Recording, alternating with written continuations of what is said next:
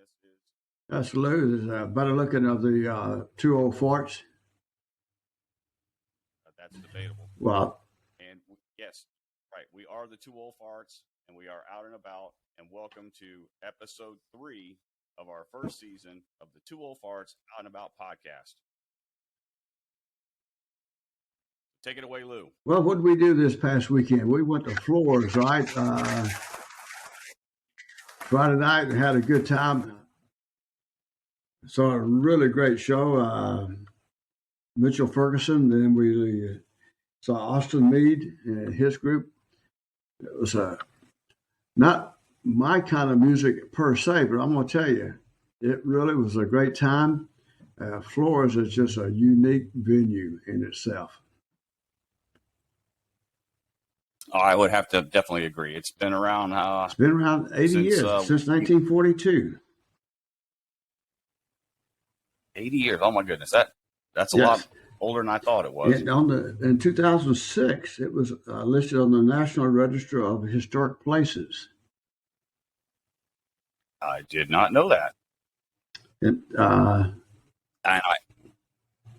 Go ahead. Actually, there's been a lot of live albums recorded there at Floor's, as well as a couple of films, some short films and movies and things like that. A lot of history about Floor's. Didn't Johnny Cash shoot part of a movie that he was in at Floor's? Then, of course, Willie Nelson. Actually, John T. Floores was actually part of Willie Nelson's group when he first started out. John T. Floores was with the downtown with the one of the theater groups down there when he opened J.T. Floores Country Store. Okay, did not know that, but I did know that Willie Nelson was part of. God, his name escapes me. Ray Price? Ray Price, that is correct. He was part of Ray Price's band, and Ray Price was part of Hank Williams' band. A lot of history, and actually when it opened, it was intended just to be like a grocery store and stop off in between San Antonio and Bandera. Of course, this has grown into a lot. Just a little bit. Grown just a little bit. Yeah, since we got here in 1979, it's grown just a little bit.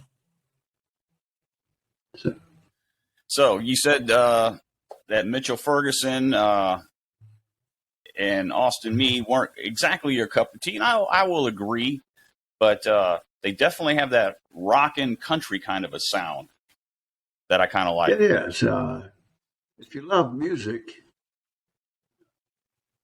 one of the things I noticed, and I think you and I talked about it earlier, is how they can appeal to the audience and how the audience responds to them and how they put on really a great show. They do. And you and I were one of the first people in line to get in because we wanted to make sure we had a place to sit because we're two old farts and, we need to sit down. We can't stand all night. But they started coming in pretty quick. And the folks that came in, immediately got up next to the stage, to the railing, and they pretty much were there all night. Well, that's part of what I think what makes Floore is it's a small crowd, great music, good food, and reasonable beer prices. Yeah, I would say that, but I really enjoy, and my wife does too, when we go there, is getting the tamales. Those are out of this world. But what did you get for dinner on Friday night? What did you get for dinner? Hey, people, again, remember he's deaf. I had the brisket. The brisket sandwich. And you had your tamales, which they're well known for. Yes, they are very well known for their tamales. I will say this, when you mention the reasonable beer prices, the one thing that Floores has done over the last few years, and I'm not a big fan of it, is that they've outsourced their food to a separate company. Yes. And then they made a deal with, I guess, with the Budweiser distributor here in town. So they only distribute Budweiser products. And I'm not a fan of Bud Light, or any of those things. But thankfully, they do have Lone Star, which is good enough. Because if you're from Texas, you better drink Lone Star beer. They have a pretty good selection. And I think what Actually, what helps. they don't have any I selection. think what helps it is they have an amazing staff of people that work there. They're really friendly and helpful when you have questions and you're not sure about what you want. That's true. But when it comes to beer, they only have Bud Light, Ziegenbach, and Mick Ultra. That's it. Those are all Budweiser products, in case you didn't know. Yeah, they need to put a little Shana in there, a little Shana Bach in there. Yeah, they need a little Shiner. They need some Lone Star Light. You know, a little bit more beer for the masses. Oh, they used to even have a Robert Earl Keen honey ale. I think it was the honey ale. They had a Robert Earl Keen beer there for a while, but they don't carry that anymore either. But aside from my, complaint about the lack of beer selection, like you said, the staff is nice. It's friendly. The beer is always cold. It's always plentiful. And they always have good food.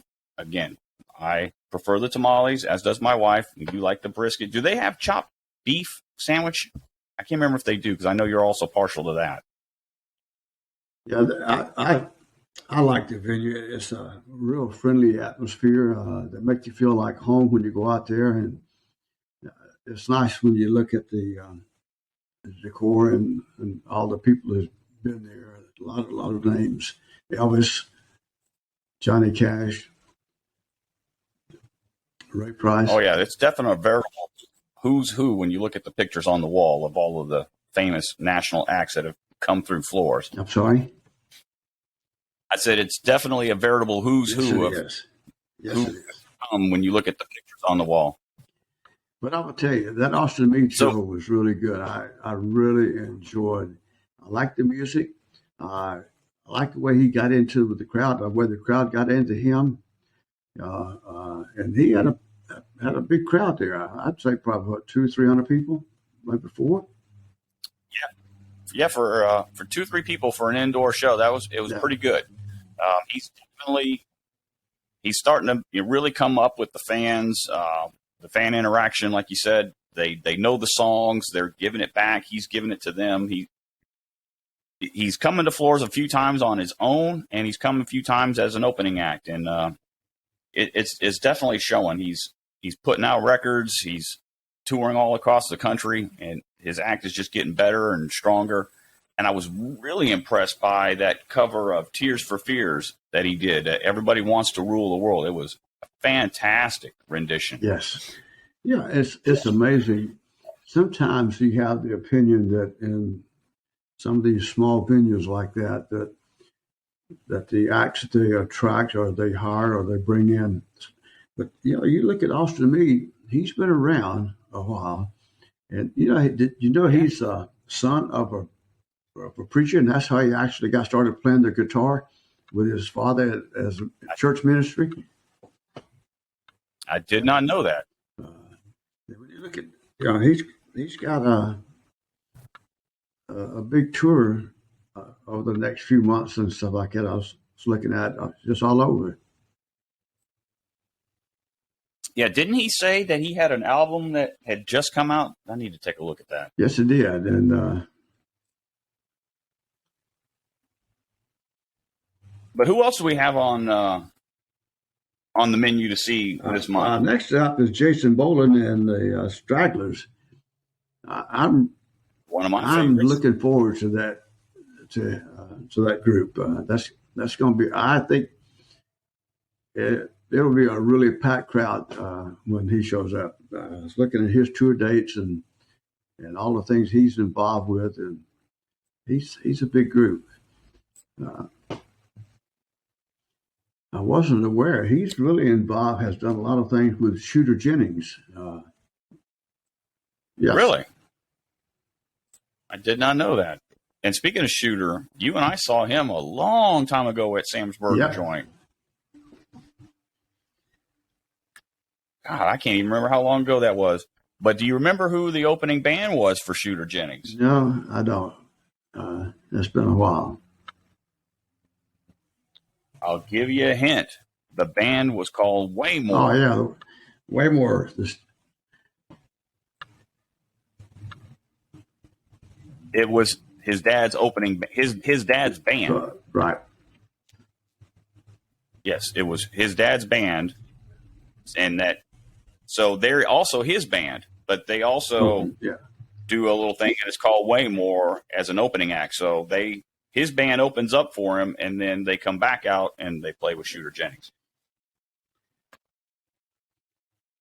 If that makes sense to y'all. But I was really impressed with the show that Mitchell Ferguson put on before Austin came on, and I really enjoy watching the crowd. When you watch the crowd, you can tell you get a pretty good idea of the entertainer's talent and how they get into it and how they respond to the crowd. Yeah, he's been at it for a little while. Apparently, he was in a band in Dallas. It was called a psych rock band called Louisiana Purchase. And he did that for a little while. Then he was on that NBC show, The Voice, as a contestant. And he's got his own band now. He's played at Gas Monkey Garage up there. He's shared the stage with Ryan Bingham and Shaky Graves and William Clark Green and Ray Wiley Hubbard. You know, right. So like you were saying, he knows how to entertain the crowd. He definitely has that stage presence, and I think he's on the verge of getting noticed because it's very rare for an opening act such as Mitchell Ferguson to get an entire hour to play, because most normal, opening acts, they only get 20, 30, 45 minutes tops. But Austin Meade gave him an entire hour, so that's pretty nice. It is. So back to Austin Meade. He had mentioned that he's got a new album coming out, and I can't tell if it's a CD or an EP, but it's called Heartbreak Coming, and it looks like there's 5 songs on it. Oh, no, wait a minute. I'm sorry. That was 2016. What is it? He has a new song out. What was it called?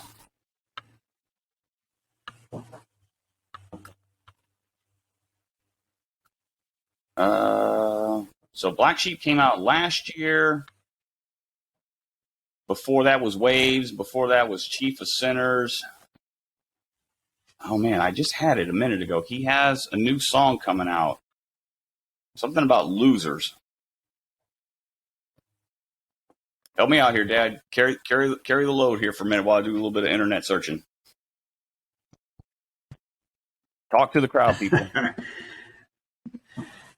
Yeah, one thing about Austin, his open soulfulness and how he feels and the energy that you can feed off of him. I felt myself really getting into the music, even though as a general rule, I'm not so much into some of the music that's played nowadays, traditionalists, I guess. But going out and seeing him was actually better than what I expected. I knew it was going to be a good show because we've seen him earlier to open, but to see the interaction and the reaction to him and his band and the crowd is really a lot of fun. And I attribute a lot of that too also is to the atmosphere that they're playing in. I would agree. So the single that he has out now is called Loser Mentality. Loser Mentality. It's out now. So if you want to know more, you can go to austinmeade.com to learn more about Austin Meade, and you can go to mitchellferguson.info. mitchellferguson.info if you want any more information on those two artists. And as you said, later this month, I think in 2 Saturdays, we will be seeing Jason Boland and the Stragglers on the 26th at John T. Floore's Country Store. And then in March, on March 19th, which is the anniversary of me joining the Army in 1986. Blackberry Smoke returns to John T. Floore's Country Store. And that's an outdoor show, and I'm really looking forward to that. And I'm looking forward even more for you to seeing Blackberry Smoke, because I really dig them. Really dig them. Yeah, I'm looking forward to that show with Blackberry Smoke. They really travel. And I was doing some research on some of their tours. They have probably about 6 or 8 tour dates in Canada, which surprised me. I don't know why I did, but I just not expect him to have that many dates in Canada. So that tells you a little bit about his music and how he transcends to all genres. Oh, I definitely agree. Their motto is they're too country for rock and too rock for country. So yeah, they're one of my favorite bands, along with Jamie Johnson. And speaking of Blackberry Smoke and Jamie Johnson, if you ever get a chance, go to YouTube, look up Yesterday's Wine. That's a George Jones song. And they do a duet, or I don't know if it's a real word, triet or whatever, because the singer from Blackberry Smoke, Jamie Johnson, and George Jones are doing Yesterday's Wine with Blackberry Smoke Band being the backup band. And it is just an incredible song. It was probably recorded maybe 10 years ago, but go to YouTube and check it out. It's fantastic. That'll give you a little taste of who Blackberry Smoke is. So, wow, we got a lot coming up at John T. Floore's, for at least on the country music side. And next month, I got 3 concerts that I'm going to be going to that aren't at Floore's. One is at a place called the Paper Tiger, and that's to see The Well. They're kind of a psychedelic rock band out of Austin that I really dig. And then a week later, Monday the 21st, Judas Priest is doing their 50th anniversary show, or I should say 50th anniversary concert. Though technically that was supposed to have happened 2 years ago, but for those of you who aren't paying attention, there's been a pandemic and a lot of concerts have been canceled and rescheduled. So the 2020 concert was rescheduled for 2021. And just a few weeks before they were supposed to play San Antonio, their lead guitarist, Richie Faulkner, had something happen with his heart while he was on stage.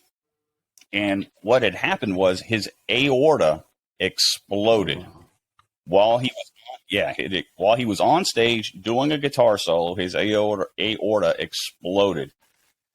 He was able to finish the song. They took him off the stage, got him to a hospital, and 8 hours of open heart surgery to correct his aorta. So, thankfully, he survived the surgery. They're back out on the road, and they're going to finish up the rest of the tour. And I'm really looking forward to seeing Judas Priest. They've been around since 1970. And they've been one of my favorite bands since, I was a teenager back in the 80s. Funny story about Judas Priest. Good buddy of mine in high school, Dan Barrett. We were in his car one night listening to the radio, and a Judas Priest song came on, and I was headbanging, and I wasn't paying attention to what I was doing while I was headbanging, and my head hit his windshield, and I cracked his windshield with my headbanging to Judas Priest. Hand to God, that is a true story. You can ask my friend Daniel Barrett. I cracked his windshield on his car listening to Judas. That's what makes good memories. Yeah, or makes your friend mad because you cracked his windshield you never paid him for. It's amazing. So, but if you do see Dan, don't ask him if I paid him for the windshield, or don't remind him, because he'll want payment. That's why time improves everything, right? I hope so. I hope so. I'm not lying. That really did happen. So I have a question for you on Jason Boland. Right? How's that mixture with red dirt and Texas country? I don't understand that. Tell me about that. I didn't do any research, and now you're going to make me have to stop and pull away and do some research on red dirt country music. It has to do with the red dirt of Oklahoma, because I believe that's where it all started. And it's a genre of country music that got its name from the color of the dirt in Oklahoma. Predominantly Stillwater is considered the center of the red dirt country music. What else? A lot of artists. I'm trying to think. Cody Canada, also Cody Cross Canadian Ragweed, very good, very good. They were probably one of the biggest to come out of the red dirt country sound. Stony LaRue. Stony LaRue. There's a hard rock a band called Texas Hippie Coalition. They're part of that red dirt outgrowing or whatever. Bob Childers, The Great Divide, Wade Bowen, as you said, Jason Boland and the Stragglers. Yeah, it's just huge thing that was really big about 20 years ago up until about 5-10 years ago, and it's kind of died down, I guess, that fervor, and I guess it's just become the music is just mainstream, I guess. Now red dirt just isn't as big as a term or following as it once was. But wow, hey, kudos to you for doing a little homework and research and learning about red dirt country. Yeah, and as we get closer, I get more and more excited about seeing that group. Their connections and their music is really good. I like music. But then again, I like everybody, don't I? Yes.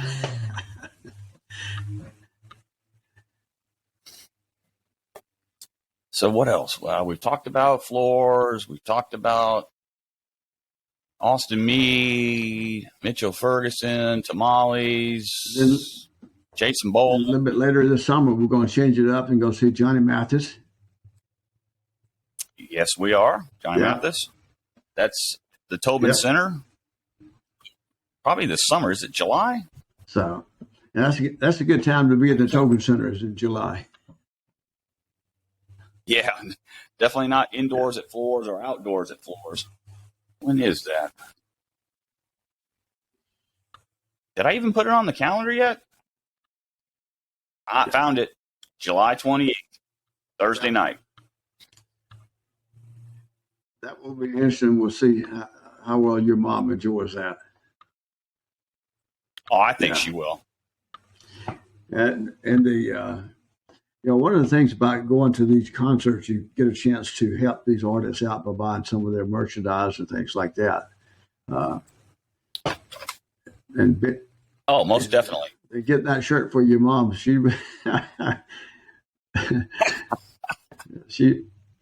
Yeah, when you said, "Hey, what should I get your mom?" I was like, "You're getting a little too close to the microphone. If you're hearing a little static, people, that's his hearing aids. And I think when he gets a little too close to the mic, I think he causes some feedback. So cut us some slack. We're old farts. Some of us are more deaf than others. But yeah, when you were talking about getting her a shirt, I'm like, Dad, she doesn't want a T-shirt. And you're like, she'll wear it around the house. And then I took a closer look at the shirt, and what did the shirt say? Alone. Happier alone. Yeah. That's her. Yep. It was kind of funny. I was looking at their merchandise, and of course you were too. And the guy had that one in his hands, but he hadn't really put it out on display yet. So I kind of watched. No, he hadn't. And once he put it out, I said, "That's it. That's the one for her." So when you get a chance, you should pull up the video for "Happier Alone" by Austin Meade and play it for Mom. I'll do that. And, she might get a kick out of it. She might get a kick out of it. Well, to take Aunt Carolyn's message and work. Oh, before I do that, because we're at 25 minutes, we're getting near the end. I wanted to share a little bit of information with you and our few listeners that we have reached 45 downloads for the podcast. Oh, wow. 45. We would have had some more, but you and I have encountered some difficulties the last couple of times we've tried to record a podcast for some reason. Okay, well, at least you said it, not me. And for some reason, that one episode we recorded and you dropped out and you came back, it just wasn't able to save all of the audio, and it never synced up. And I just, before we started, I had to delete it because it just never finished downloading. And had we done that, we might have had 50, 60 downloads on it, because we'd had one more podcast out there than we normally did. So just a little bit of statistics. For our very first world premiere episode, we had 21 downloads. We had 5 for the teaser, 14 for the second episode, and then I did a quick little 15, 20-second teaser or whatever, but it was more of a public safety announcement when we had that freezing weather, was about a week and a half ago.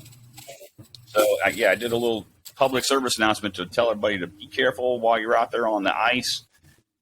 If you don't have to be, stay home. So that got 4 downloads. So we've had 45 all-time downloads. I'm pretty impressed. It's way more than I ever thought would ever listen to this. But I don't know if that means 45 people, or I think it just means 45 total downloads. I don't know how many people that was. So to you few people who have downloaded and listened to our podcast, I thank you from the bottom of my heart. I really appreciate it. I know my dad does too. Yeah, that makes it fun, and it's enjoyable. And the more we get into this, the more fun it is for me.